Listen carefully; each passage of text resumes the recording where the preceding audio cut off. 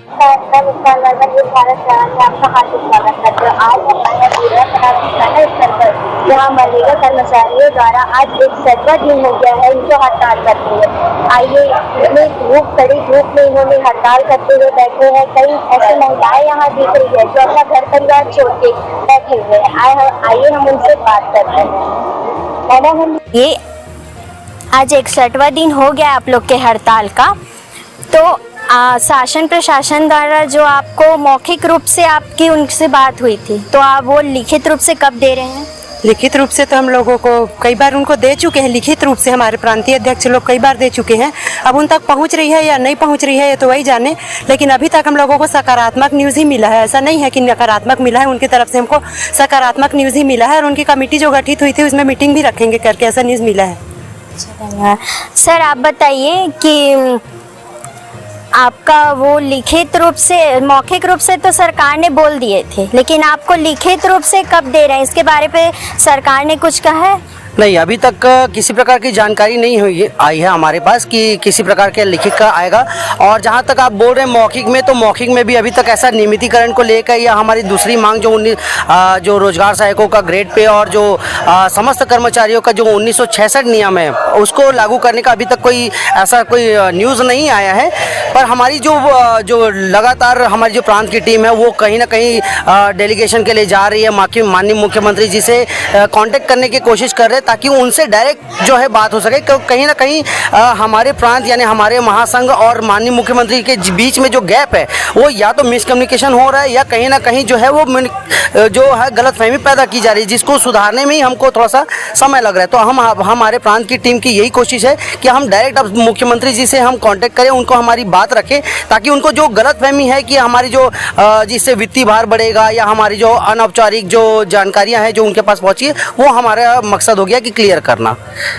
जी sir, आप बताइए कि मनरेगा कर्मचारी को शासन ने यह कहा था कि इनका जो हड़ताल का समय है वो गलत है, ऐसा बोले थे। इस पे आपका क्या कहना? देखिए, हमारे जो प्रांतीय टीम के द्वारा ऐसा बहुत बार शासन प्रशासन को हमारी मांगों के विषय में उनको जानकारी दिया गया था। और जैसे जिस प्रकार से भूपेश जी जब सरकार में नहीं थे, उनकी जब सरकार नहीं बनी थी उससे पहले हमारे जो धरना स्थल में आकर के उन्होंने बोला था कि जैसे ही हमारी सरकार बनेगी हम 10 दिन में नियमित कर देंगे। लेकिन आज 3.5 साल हो गया है, उसके बावजूद भी सरकार के द्वारा हमारी मांगों के विषय में किसी प्रकार से निर्णय नहीं लिया जा रहा है, सिर्फ आश्वासन दिया गया है। जबकि हमको अभी ठोस रणनीति पे उनके द्वारा हमको जवाब चाहिए उनको। और जिस प्रकार से आज हम देख रहे हैं, हम इस कड़ी धूप में नौटप्पा के समय हम 43 डिग्री में हम अपनी मांगों के लिए इतना संवेदनशील है। और जिस प्रकार से भूपेश सरकार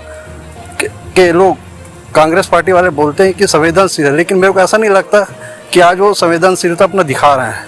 सरकार हमारी जो इस लड़ाई में हमारी जो एक संवेदनशीलता दिखाते हमारी जो लड़ाई है, और जिस प्रकार से संविदा कर्मचारी सरकार के लिए मनरेगा के अंतर्गत बहुत सारे ऐसे काम करते साथ है, और उनके जो योजनाएं रहती है उसमें भी हमारी एक कड़ी मेहनत के बदौलत उनको बहुत सारे अवार्ड्स मिलता है।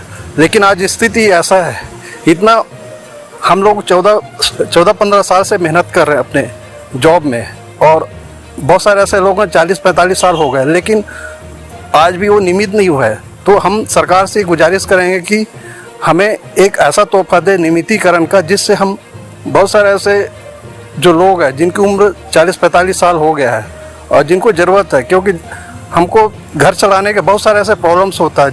हमारी जो सैलरी इतना कम है कि हम उसके द्वारा तो अपना घर चला भी नहीं सकते।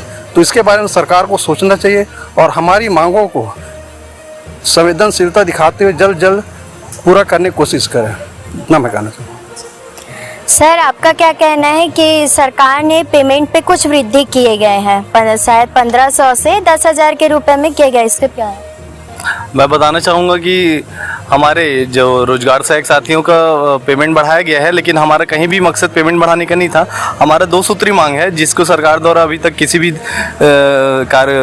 भी द्वारा अभी तक पहल नहीं किया गया है। कमेटी बनाया गया है, एक सकारात्मक पहल हमारे सरकार द्वारा किया गया है, लेकिन कमेटी में अभी तक नाम चिन्हांकित नहीं किया गया है और कमेटी की एक भी बैठक नहीं किए गए। न्यूज़ 7 के माध्यम से मैं भूपेश सरकार को बोलना चाहूँगा कि कमेटी का जब आप बना दिए हैं तो जल्द से जल्द ही नाम चिन्हांकित कर कमेटी को बैठाएं। वह जो भी निर्णय आता है वो सकारात्मक रूप से आप सब हमारे मनरेगा कर्मचारियों के साथ में रखें।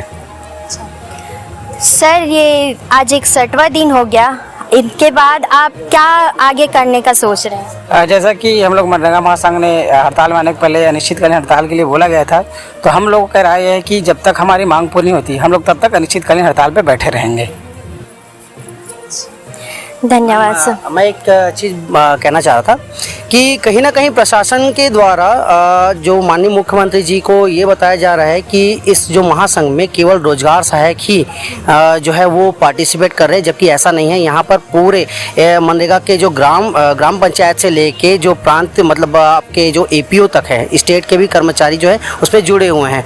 तो लगातार जो न्यूज़ के माध्यम से ये बताया जा रहा है, भ्रांतियाँ फैलाई जा रही है कि रोजगार सहायक इस महासंघ में जुड़े हुए हैं, उनकी ही अकेली मांग है, पर ऐसा नहीं है। यहाँ पर रोजगार सहायक से लेके ऊपर के अधिकारी कर्मचारी भी शामिल है। जो 9,000 रुपये बढ़ाया गया है वो 9,000 रुपये मांग थी ही नहीं। बात तो सिर्फ सिक्योरिटी की है, नियमितीकरण की है, जो सिर्फ रोजगार सहायक ही नहीं, रोजगार सहायक को ग्रेड पे होना है। इसके अलावा जो जितने भी कर्मचारी है उनका नियमितीकरण या फिर जो पंचायत नियमावली 1966 है उसको लागू कराना है, वो हमारा मेन उद्देश्य है। और ये केवल रोजगार सहायक के लिए, ये पूरे कर्मचारियों के लिए है जी। आज इनका 61वां दिन पूर्ण होने जा रहा है। आगे देखते हैं कि शासन प्रशासन इनके जो मांग है वो पूरी करती है कि नहीं। आगे ऐसी खबरें के लिए बने रहे न्यूज़ भारत 7। धन्यवाद। भारत माता की जय, भारत माता की जय। मनरेगा महासंघ जिंदाबाद, जिंदाबाद, जिंदाबाद। कर्मचारी एकता जिंदाबाद, कर्मचारी एकता जिंदाबाद। लड़ेंगे जीतेंगे, लड़ेंगे जीतेंगे।